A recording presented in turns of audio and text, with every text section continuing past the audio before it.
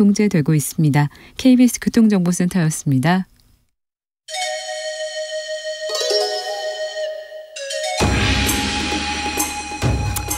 빛보다 빠르게 슉슉, 바람보다 가볍게 슉슉. 경제 공부 술술. 경제를 알아야 인생의 고수가 된다. 경공술. 경공술, 오늘은 부동산 공부 좀 해보겠습니다. 한문도 전 연세대 교수님 어서 오세요. 네, 안녕하세요. 네, 잘 지내시죠? 예. 네. 자, 봄바람 부는 부동산 시장, 봄바람 분다, 지금 바닥 찍었다, 계속해서 부동산에 대해서는 장밋빛 기사들이 나오고 있는데 이거 맞습니까? 부동산 시장에 봄바람 불고 있습니까? 봄바람이 일단 지나고 있죠. 이제 여름바람이 오기 시작하고 있죠. 여름바람이요? 네네. 뜨거운 바람이죠. 뜨거운 바람이요? 예, 그러니까 봄바람은 좋지 않아요. 네. 뜨거운 바람은 별로 그렇게 좋지는 않잖아요. 네. 그러니까 봄바람이 일단 끝나가고 있습니다. 제가 볼 때. 끝나고 있어요? 예. 이 거래량이 원래 1월, 2월, 3월 계속 증가했거든요. 네.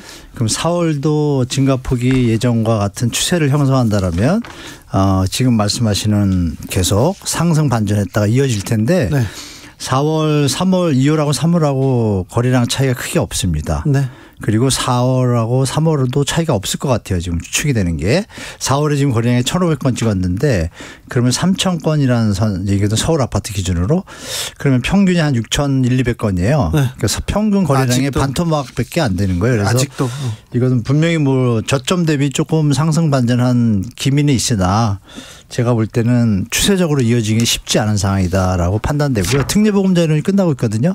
그래서 끝나면은 이제 또 다시 추가 하락 시간이 좀 시작될 것 같습니다. 그래요? 네. 지난번에 우리 주진우 라이브 오셨을 때 3월에 오셨을 때 네네. 집값 하락세는 지속된다. 그러니까 연말까지는 지속되니까 연말까지는 좀 기다려라 이런 얘기 기억하고 있는데 맞죠? 네, 맞습니다. 아직도 비슷합니까? 비슷한 게 아니라 뭐 똑같습니다. 똑같습니까? 네네.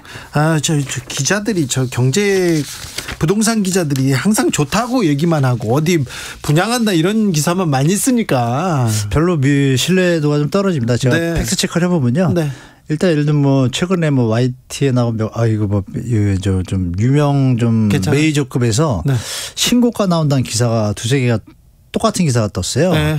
그래서 체크를 해보니까 신고가는 한두 개고 보합거래나 하락거래도 존재하면 근데 같이 기사를 써줘야죠. 근데 그거 안 쓰죠. 안 쓰죠. 몇 천만 원 올랐다 몇 억 올랐다 이런 것만 나오죠. 그게 바닥 문제죠. 찍던 뭐 동탄 김포 뭐 어디로 올라간다 뭐 얼마 상승 한두 개 가지고 기사를 쓰면 안 되잖아요.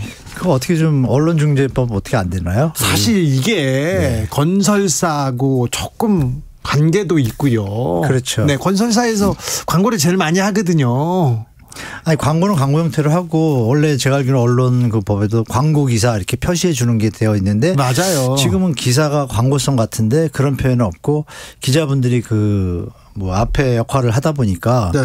일반 좀 바쁘시고 이런 생업에 바쁘신 분들은 자칫하면 속을 수도 있죠. 그러니까요. 네, 시장 팩트가 좀 투명하고 공정하고 형평성 있게 기사가 나와야 되는데 그런 부분은 상당히 부족합니다 현재. 지금 5천만 원 뭐 아니 50층 70층 계속 무슨 발표가 나오는데 거래는 별로 없는 거죠. 예, 없다고 봐야죠. 지금 서울에 그러니까 전국적으로 비슷한데요. 예를 이제 서울로 말씀드리면 서울의 공인중개사가 한 22,000개 정도 됩니다. 네. 그럼 3,000건이면은 100집에 한 건 거래된 거죠. 10집인가요? 10집에 한 건 정도? 그럼 엄청나게 지금 부동산 시장이 얼어붙었다 이렇게 봐야 되네요. 그럼요. 왜냐하면 MB 정부 때 6, 7, 8천 건 가다가 글로벌 금융위기가 터지고 나니까 그때 거래량이 2,000건이었어요. 그러면 그 바닥 거래량하고 비슷하잖아요.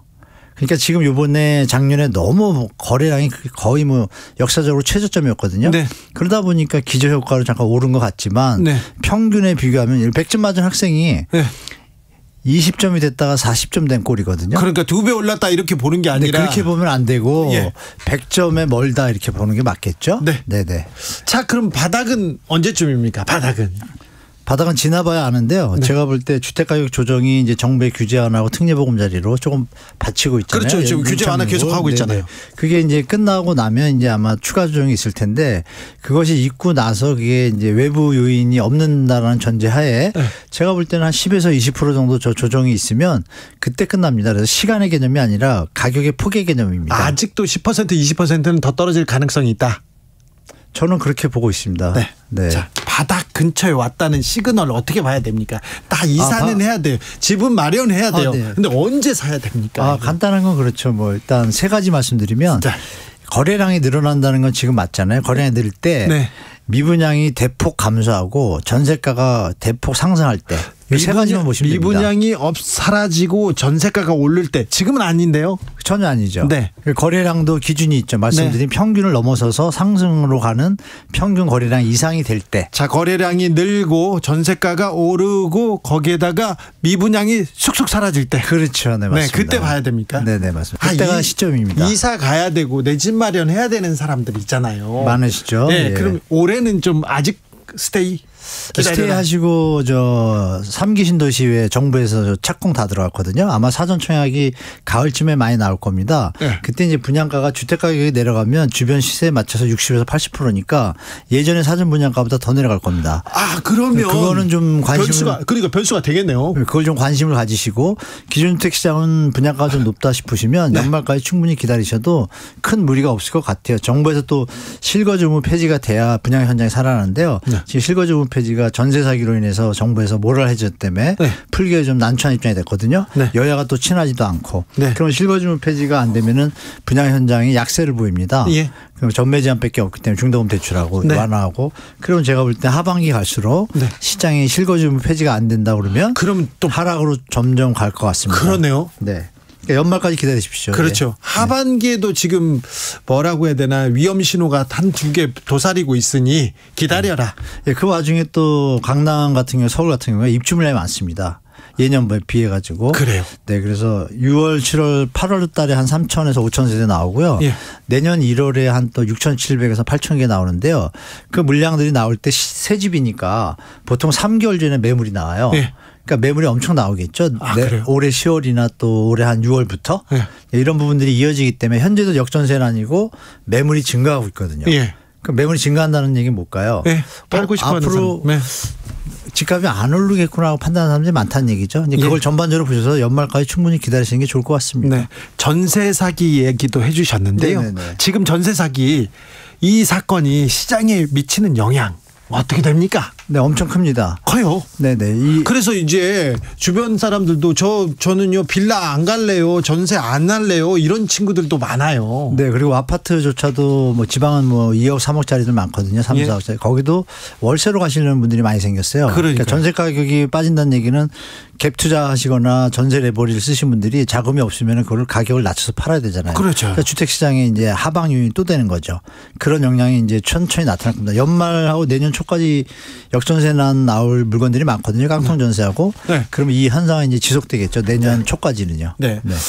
저기 압구정동에 뭐 70층 온다, 뭐 여의도에 50층, 70층 온다 이런 얘기 계속 있는데 여의도나 이렇게 압구정 이렇게 발표를 하면 저기 고급 아파트고 주변도 따라오르지 않을까요?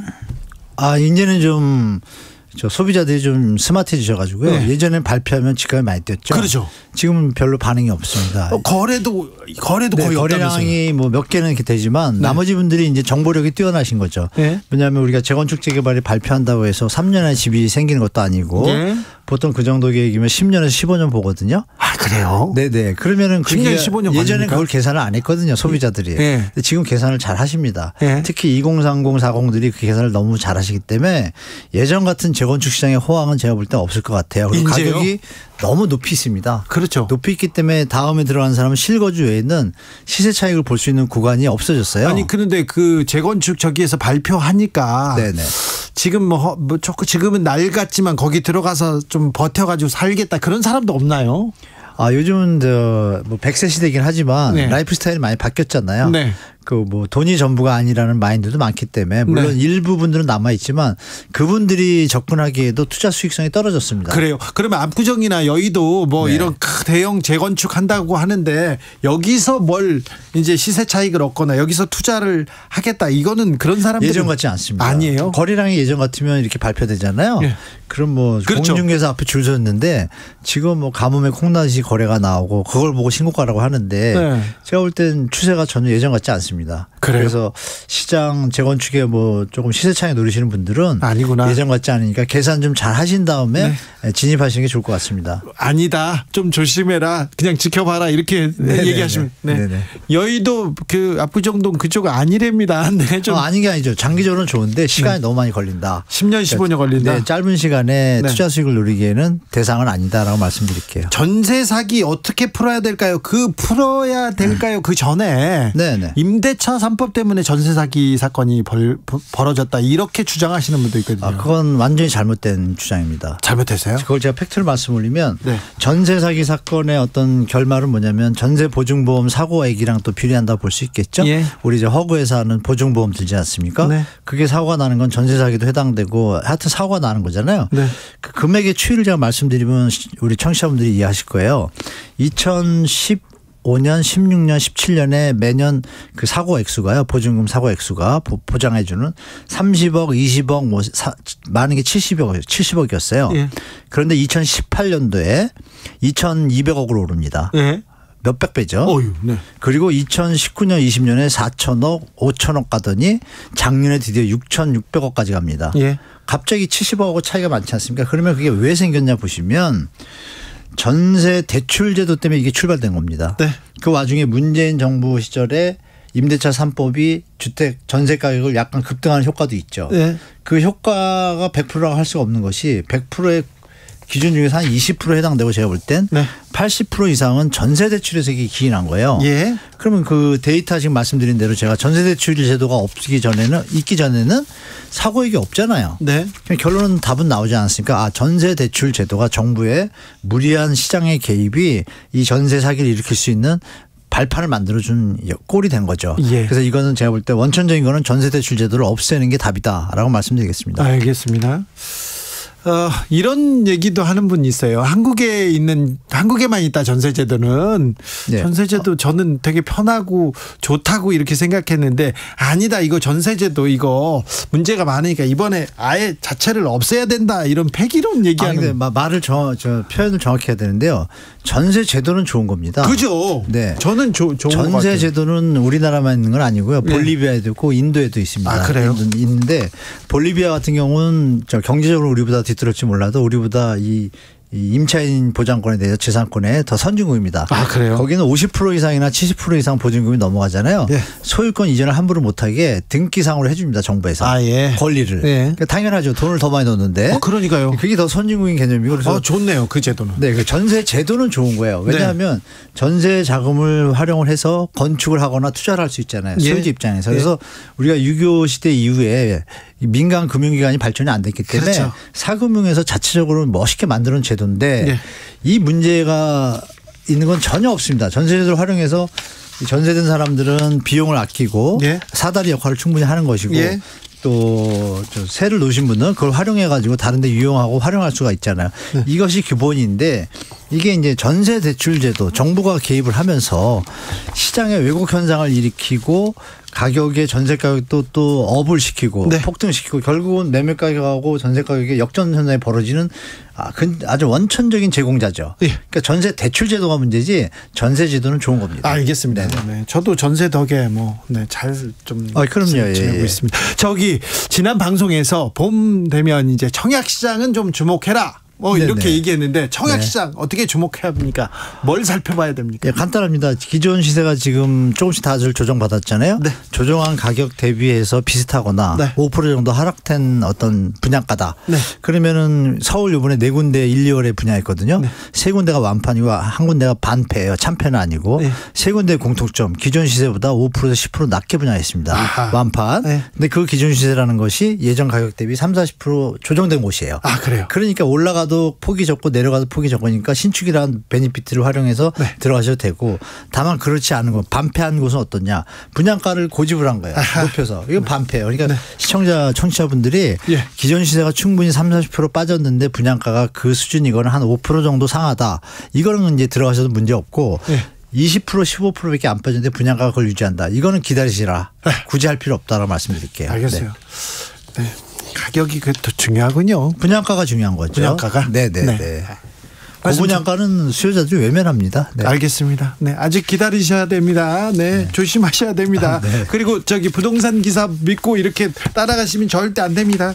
말씀 잘 들었습니다. 네. 경공술 한문도 전 연세대 정경대학원 교수였습니다. 감사합니다. 네, 고맙습니다. 주진우 라이브 이제